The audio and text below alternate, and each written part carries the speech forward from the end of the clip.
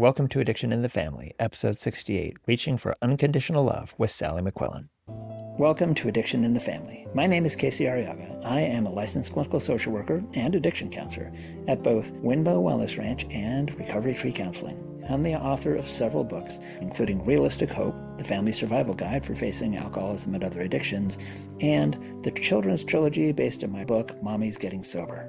I've been in recovery from my own addiction since 1998, and I've married to someone in recovery. The first 10 years we were in active addiction together, and since then, we've been in recovery together.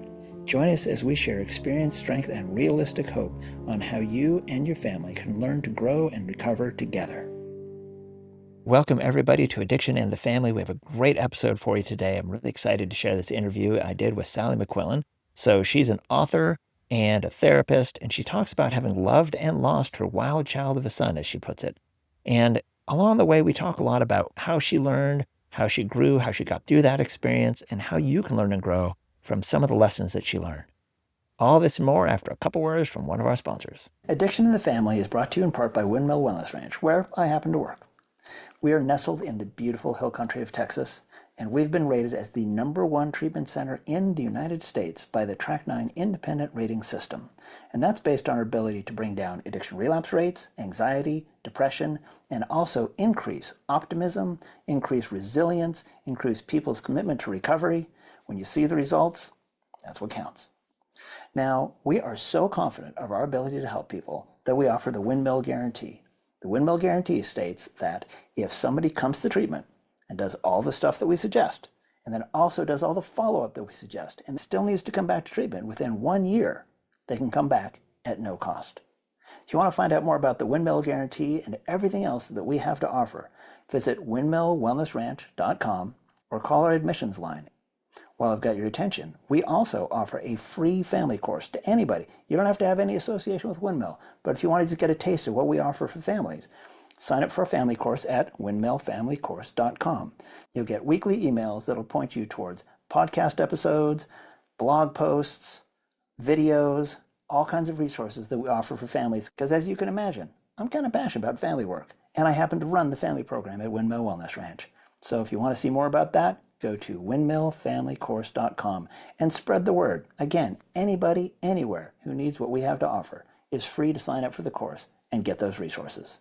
All right, welcome back. And without further ado, let's get into that interview. Welcome. So glad to have you here. I'm really looking forward to doing this interview and just having this conversation. If you want to just start off by taking a moment and talking to our listeners and just introduce yourself, let them know your name, who you are, and what brings you on a show called Addiction and the Family. I'm so glad to be here. My name is Sally McQuillen. I've written a book called Reaching for Beautiful. It is my memoir of loving and losing a wild child, my firstborn, Christopher. Addiction is something that is so near and dear to my heart. It is a thread that runs through just about every fiber of my being. And I am a therapist who specializes in it, amongst other things, grief and trauma as well. And a lot of the people that I see are in recovery, but even more of them are in relationships with or family members of someone who's either struggling with their addiction or in recovery from it. So I'm looking forward to talking to you, Casey. Me too. Well, let's just jump right in. Talk about your story. What inspired you to do this work and what inspired you to write this book? I was inspired to write the book after my son died. He and 3 other young men were partying. They were up at a friend's lake house, and they decided to get into a canoe on a frozen lake, and none of them survived that. Christopher was 21. From the age of 16 to 19, he was clean and sober. And then he decided to go off to college and wanted to be like everybody else, all of the rest of his peers, and was hoping that maybe his 3 years of sobriety would sort of arm him against future problems. He knew at the time of his death that he was probably gonna have to address this at one point or another. It was making it hard for him to do school. School was always difficult for him to begin with. He had attention deficit disorder and some learning issues. That's just part of the story, and so I wrote it to honor my son. I wrote it to honor him and his life and what it was like to raise him and what it was like to move through grief over him. And then it ended up being in part a little bit about my own story because we do that. We bring into our parenting our childhood history and trauma, and there's just this huge legacy of addiction that plays a part in our story too. Absolutely. And I heard what you said about honoring his story and how important it is that to also honor your story and your journey. And can you talk to me about that, about what it's like to look at his story and honor his journey, but also to honor your story and your journey? Of course, how much they overlap. Yes, and I write about this in Reaching for Beautiful. There were seedlings of fear for me as a little girl. I was pretty sensitive. I was probably depressed from a very young age and anxious, but didn't have the words for that or didn't appreciate that's what I was experiencing, just that I felt everything deeply. And I had a father who was volatile and angry and whose behavior couldn't be predicted. And so, of course, that impacted me and largely caused me to be a little more fearful than I might have otherwise. And we didn't know what was causing this, it was just who he was. And it wasn't until long after my parents got divorced when I was in my 20s that my dad had a brief period of sobriety and said, "You know what? This is something that can be inheritable. So each of you," I have 3 younger brothers, "just be mindful of this." And I remember at the time, I was an '80s girl, I was partying heavily, asking him, "Hey, how do you know if you might be developing this problem?" Already kind of secretly somewhere down deep inside realizing that the problem was already there. And he suggested, you sort of do an experiment with yourself where you tell yourself how many drinks you're going to have in a particular night and you try not to exceed that amount. And I remember it was kind of telltale, Casey, in that I think I said, "Well, maybe like 6 beers would be a reasonable amount." So that just kind of shows you my skew. I was probably around 23 at the time. And I remember very quickly dismissing the whole experiment because, needless to say, I was somebody who could not stop at 1. When I did start drinking or using drugs, it was just ongoing. There was no point of return. So that was an interesting thing that in that brief window of my father's alcoholism, that he actually shared it, that at that time I was wondering if I had a problem.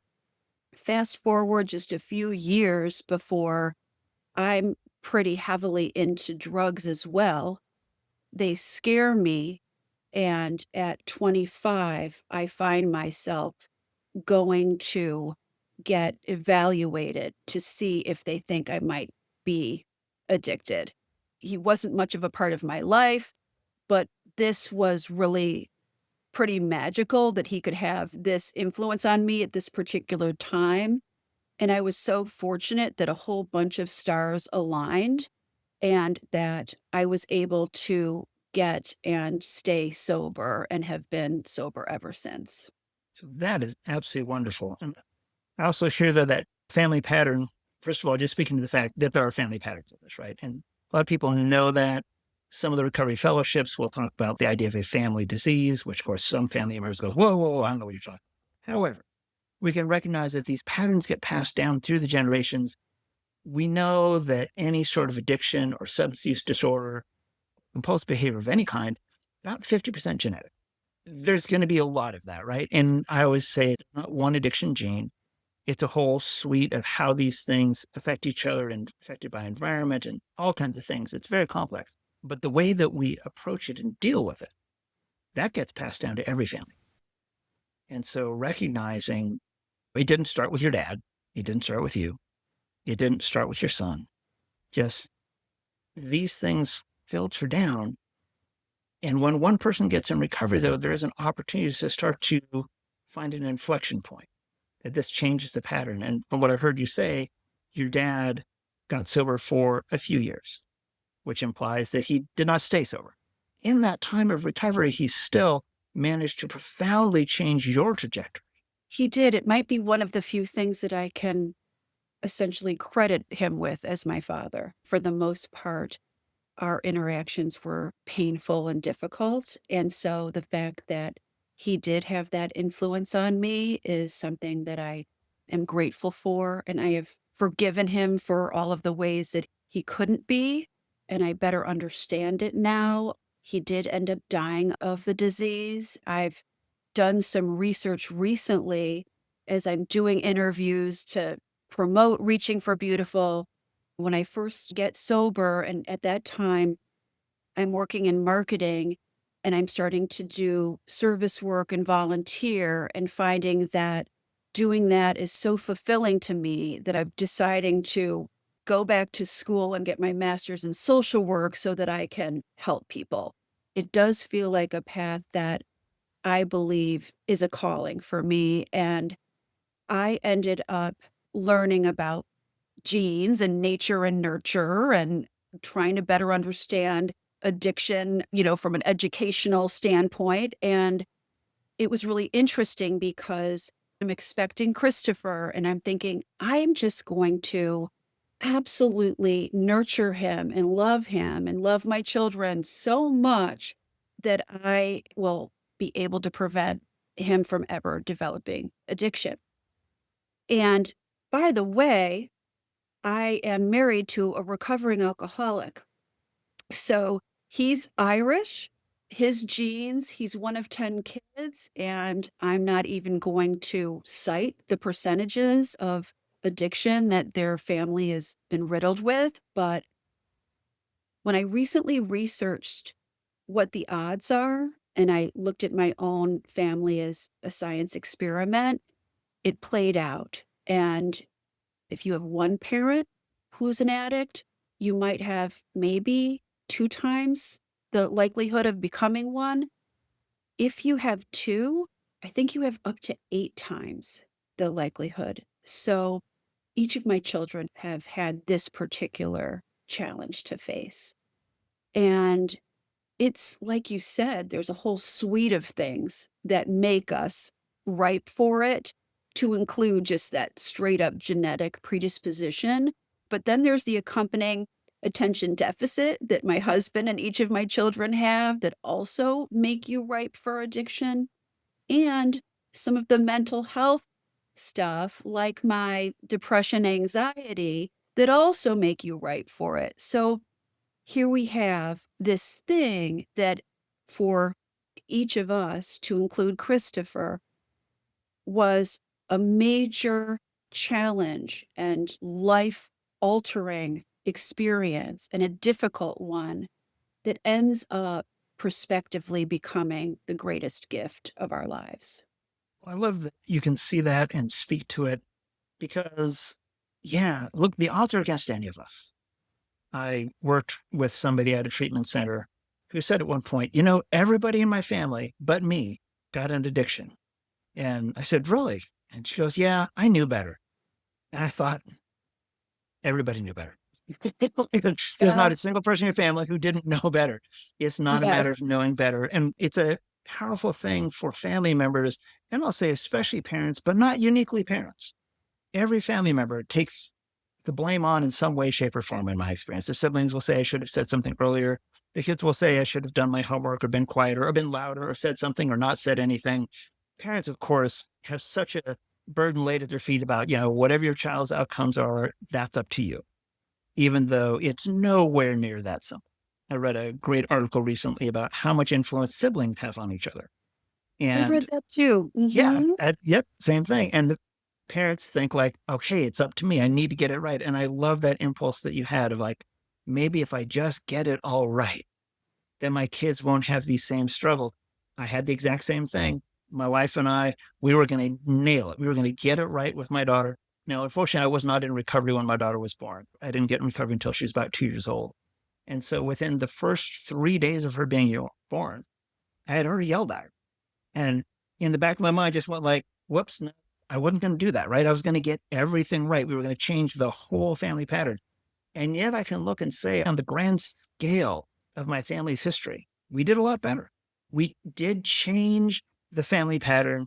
And if nothing else, and really, I can't say enough about this within families, is just putting this idea out to the kids that it's okay to ask for help, that help is available, that we can change, that we're not stuck with some family curse or family disease where it's like, okay, it's just going to be this way. That's right. If we say heart disease runs in the family, we can say, okay, it runs in the family. And there's certain things about that we can't change. And there's other things that we can. And so Yes. being able to model that for your kids, being able to model it sounds funny, but for yourself, to be able to look in the mirror and say, okay, I know I am doing something different. Also to be able to accept that we don't have the reins here. We don't have all the power. We don't get to decide what the outcomes are. We can only decide what we're going to do, not what everyone else is going to do with it. And that could be really hard for people. It's hard to believe it and take it on. Yes, I'm so conscious of that. And certainly for me, that's been a very big life lesson. And I see it with my clients. And I really resonated with this idea of I did develop this belief that if I did everything right, it would generate certain outcomes. I really missed the memo that it was actually my task to be in less fear and attempting to exercise less control, and in lieu of that, be so unconditionally loving and supporting and model. I end up hearing myself say to a lot of people I work with is, we're human. When you're learning along the way, and, oftentimes parents, we completely overcompensate and then we go too far the other direction because most of us that are addictive like to operate in extremes. And so then we have to find our way to balance. And one of the things that I've learned through grieving is that my skill set, my spiritual program in my life ended up really giving me a leg up because I believe in being vulnerable. I still have trouble receiving help, to be honest, nearly 37 years later. I still fall into the trap of thinking I need to push through and be strong in a traditional way. And I see my children doing that despite messages to ask for help and be vulnerable, and it's okay to be messy and all that stuff. But to ultimately sort of turn it back around to no, real courage lies in the mess of life. It lies in, not having the answers and having to resource yourself in every possible way. I love the way that you put it. I'm also a fellow social worker, and the idea of like, we need to be resourced, make sure we have everything we need. You See, recognize though, I mean, the real resources are often those things that come from within. We need that support. Along my recovery journey, I found a version of spirituality that works for me. And it still feels like an inner resource. That might be part of the product of my own childhood of asking for help was not encouraged in some ways, even though it was very blatantly encouraged in other ways. There was lots of help available and offered. But I also went through a long period of time where it didn't cross my mind to ask anyone for help. So I had to find a lot of internal resources. And I don't know about your social work training, but I was told, come from a strengths-based perspective, look for the strengths in the client. And yet most of the examples I were given were along the lines of the client has family support, the client has money, the client has a job, client has a car. And I'm thinking like, those are cool resources, but they don't speak to their inner strengths. And you talked about that gift that comes from going through this kind of adversity, which is actually my next book. I'm writing about that, is yes. transforming the worst thing that ever happened to you into the best thing that ever happened to you. And being able to see where we are taught about ourselves through walking through these things, no matter what it is. I mean, you've mentioned so many things: loss, anxiety, depression, addiction, the whole cornucopia of mental health struggles and physical health struggles. And yet I see every day miracles in front of me of people being able to learn from, grow from, see themselves in those struggles. And I hear that even your son, towards what turned out to be the end of his life, he knew, okay, I need to do something about that. So again, he had that model from you that you got briefly from your own dad of like, hey, you can ask for help, something can be done. And you said he had 3 years sober. That's no small thing. Right. It took a lot of sacrifice just in terms of we had to send him away. I mean, we had the privilege of being able to afford to do that, but it was a letting go and a premature letting go. And by no means did it prepare me for eventually having to let him go in a altogether different way. But maybe it did teach me something. You know, it's sort of like ultimately recognizing we all do have our own path. And as parents, actually, we're not meant to, you know, obviously I thought I had, I grandiosely thought I had more power than I did. And I never had the kind of power, especially not with my wild child, to rein him in. And actually, had I succeeded to do that, he would not have been able to have the life that he did that was so incredibly full. He was all in and loved people with his whole heart. Somebody said to me not long ago, "Oh, well, his wildness cost him his life." And it was sort of like, "Yes, but would I want him to be anyone other than who he was, which was an incredibly beautiful,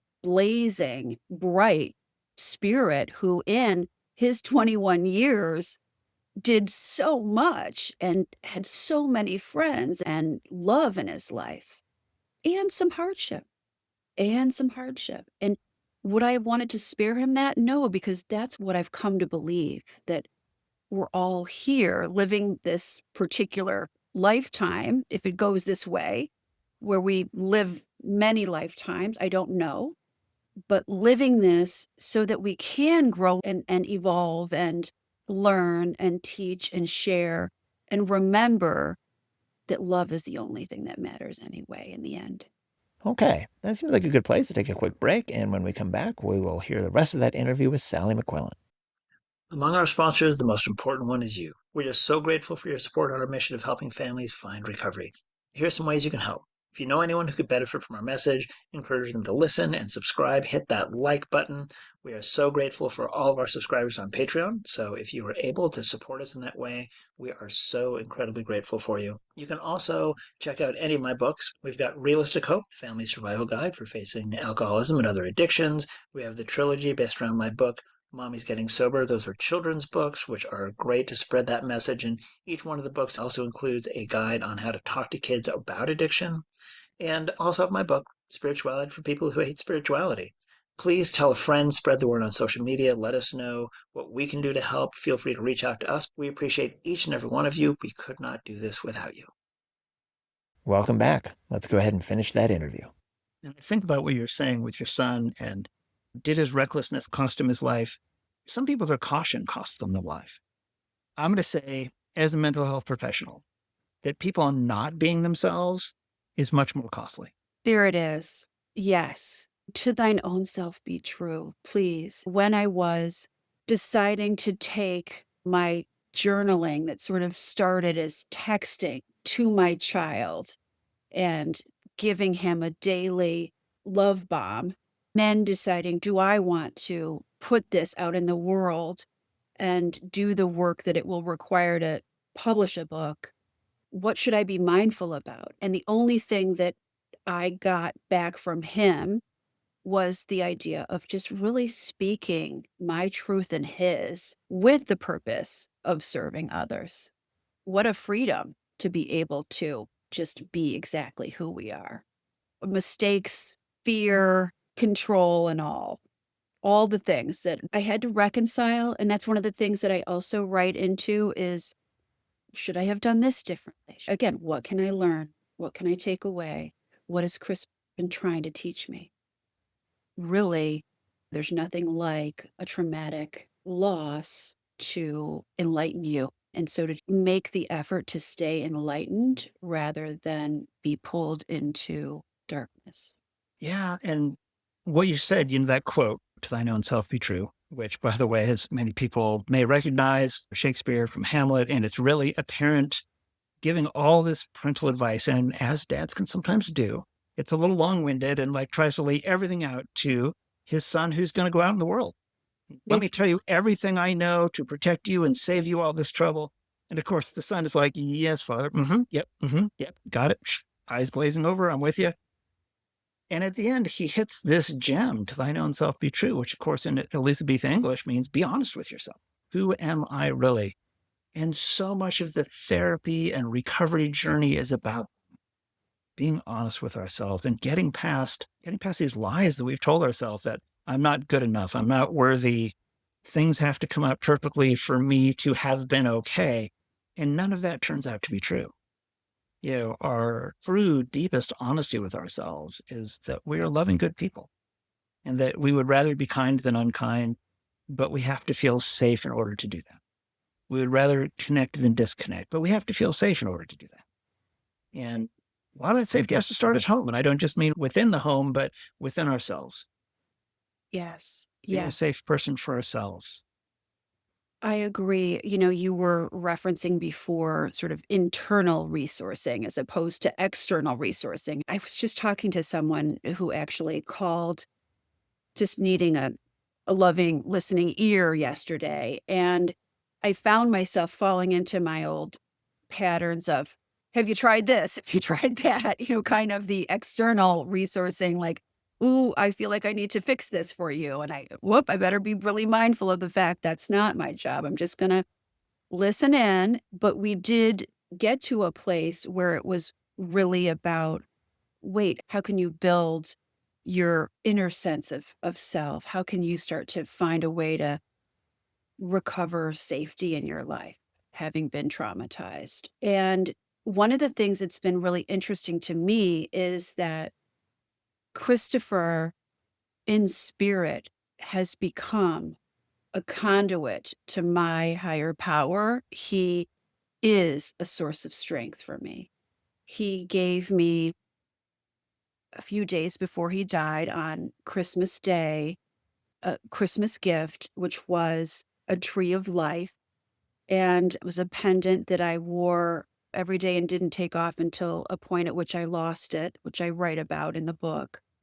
And I really felt like he was supporting me in having an infrastructure like a tall tree, sort of digging my roots into the ground so that I could pull up the sap to be able to survive what was, unfathomable for me to think about walking through. And yet you did. So many parents and family members that I've worked with, their greatest fear is if they don't get it right, they don't try hard enough, they don't do whatever, their loved one who's in crisis is not going to make it. And I always try and say this in a gentle and loving way, but it's kind of a spoiler for everybody that we're all going to die. This comes with the equation. And yet we have this idea that we have to prevent it for other people. We have to make sure that they don't. We have to make sure that they don't struggle. We have to make sure that they don't suffer. And yet, as you've said, I've done this sometimes in my family workshops. Say, quick, show of hands of everybody who learned your best life lessons and grew the most when everything was smooth and easy. Nobody raises their hand because they know we do grow through the struggle. And I would love, if you don't mind sharing with our listeners, how did you move through that struggle and how did you grow from it? I was fortunate to be sober, as I said, to have a spiritual foundation. I was also fortunate to be a therapist who had better begin to practice some of what she was preaching. And it was a process. The grief was excruciating. I have two other living children that I insisted of myself that I show up for to the best of my ability. I have a husband who's also been devastated and in his own grief. And so some of the tools that I'd picked up before were helpful. For example, just especially what my husband and I had learned along the way of raising Christopher, which was like, "Oh, we're very different, and this is gonna sort of amplify some of our differences, and, one person's gonna enable on this, and the other person's gonna try to control that, and vice versa." And what I wanted and what I had attempted to do before Chris died and after is to have what we'd experienced bring us closer in terms of respecting our differences, respecting the differences in the way that we grieve, even, so that we could honor those. And also, wow, I don't have the bandwidth to be there for you. Like, I know that you're hurting and I love you and I'm sorry, but I can't. So it was like one of the first times, even with people that I'd encounter in public, who would see me and then they'd be crying and upset, and I couldn't help them. I didn't have it in me to do anything more than conserve my own energy and maybe just put one foot in front of the other for my living children. But becoming compassionate with myself in a way that I had already tapped into with other people, and starting to say, wait a minute, this is like the permission slip. Like, if you can't be kind to yourself, take care of yourself differently, and use every possible resource that you know after losing your child, then when would you? You know what I mean? If you can't start to pay attention to the way that you speak to yourself in terms of this pushing and insistence that you carry grief with grace, like all of these kinds of things that it was like, no, surrender. I cried every day, all day for years, for years. And so this is a process that requires so much patience with yourself and gentleness along the way, because otherwise it's hard enough, but we can exacerbate it with our own judgment of how we're doing, or we can exacerbate it with the guilt that is inevitable. Everyone I've ever talked to who's grieving someone they deeply love would rather than feeling powerless feel such regret and guilt. And I did that to myself. I put myself through that. And then I was able to move through that and process it to make a formal amend to myself, which I'd never done incidentally. I'd made amends to other people and not to myself. And so it was really beautiful too to be able to do that for myself and then stand at Christopher's graveside and do it formally for him, even though on some level I already knew there was nothing I could have done differently. And even these 9 years later, Casey, I might still make some of the same mistakes that I had before, but perhaps I would have been able to have a little bit less fear along the way and just be more present for the love that was always there, that I never had to chase, but I thought I did. What a piece of beauty and wisdom. Thank you so much for sharing that. And we're nearing the end of the interview. So I'm going to ask if you have that 30-second to minute elevator thing that you want to say to family members out there who might be listening to this, or anybody. What would you want to say? I'm just sending so much love out into the world for any parent who's lost a child. It is exquisitely traumatic, and I do urge you to be as compassionate with yourselves as you can. And then for anyone who's raising a challenging child, to let go of fear as best you can so that all you're doing is unconditionally loving exactly who you've got and loving yourself along the way. We cannot change outcomes necessarily. We can only gently guide and suggest. And our children are here to teach us to move through their own struggles the hard way, just as I had to learn, and grow through these painful times. That was beautiful. Thank you so much for sharing with me and with our audience. just the depth and wisdom that you bring with all of this. And let me ask, just for our listeners who might want to follow up, learn more about you, find your book, where do they find you? They can find me on my website, www.sallymcquillen.com, and McQuillen is McQuillen. It's where you can order my book, just get to know me, connect with me, and let me know what you're going through. Thank you so much. Thanks for being on this program today, and hope we'll get a chance to have you back someday. My pleasure, Casey. Thank you for sharing your wisdom with me as well. Thanks for tuning into this episode of Addiction and the Family. This program is recorded, produced, written, floor swept, the whole bit by myself and my wife, Kira. Just so happy to have you with us. If you'd like, you can always look us up on Facebook. We are tweeting on Twitter, whatever they're calling it these days. And we can be found on Instagram. We can be found on Blue Sky. We can be found on Pinterest. So visit caseyauthor.com and just know that we are so appreciative of you and your support. Hit that like and subscribe. Let us know what you think. Feel free to email us anytime at addictionandthefamily@gmail.com. Take care till next time.